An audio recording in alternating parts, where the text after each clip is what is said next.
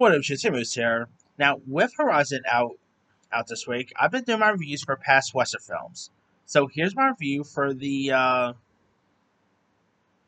ninth Western I'm doing a review for, and this is The Good, the Bad, and the Ugly. Now, this was the final film in the Two Dollar trilogy, and it's arguably the best out of the franchise.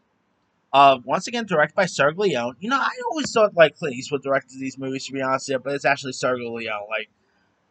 Because like Clint Eastwood's one of the most iconic directors now too, and sometimes it's always hard to know if he actually directed this or just starred in it or whatnot. He's of course directed westerns in his own right, but and by the way, the guy's in his 92 or 91. And the guy still has it. Like he's still out there directing.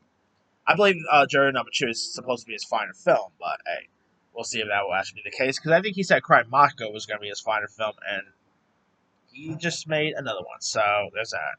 Uh, Now this of course takes place during the southwest of the Civil War, and a mysterious stranger named Joe, played by Clint Eastwood, and Mexican outlaw Tuco, played by Wallace, form an uneasy partnership.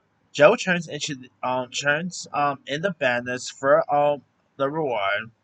Mike then rescues him from just as he is being hanged when Joe's shot at the noose goes anywhere. And during like one escape bee, a furious Tuco tries to like have him murdered here. And they reteam abruptly, however, to beat out a sadistic criminal and the Union Army and find $20 that a soldier has buried in the desert here.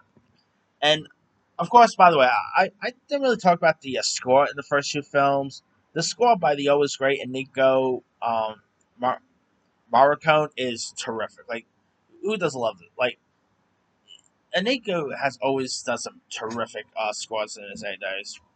And if you guys never really seen the documentary that was about him, highly recommend check that one out too. Of course, pretty much you had Clint Eastwood playing the good, Lee Van Cleef plays the bad, with Eli Wash playing the ugly here, and it's again the best out of the franchise. The performances by the three is terrific. I mean, there's not really a western that really comes close to the good, bad, and the ugly. Obviously, Let's Be Fair was way ahead of my time, but the good, the bad, and the ugly is just it's so iconic. Clint Eastwood's great. Lee Van Cleef is terrific. Very underrated actor, by the way, and shit. Eli Wash, who was of course also in not Eli Roth, Wash. I can never pronounce the last name too well. Uh, he was also in the Magnificent Seven, the original as well. So he's definitely was iconic when it comes to the Western genre too.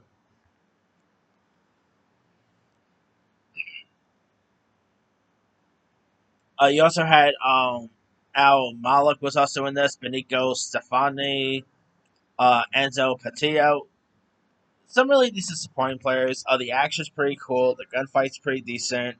It's really entertaining to watch. I mean, the trio have great chemistry with one another.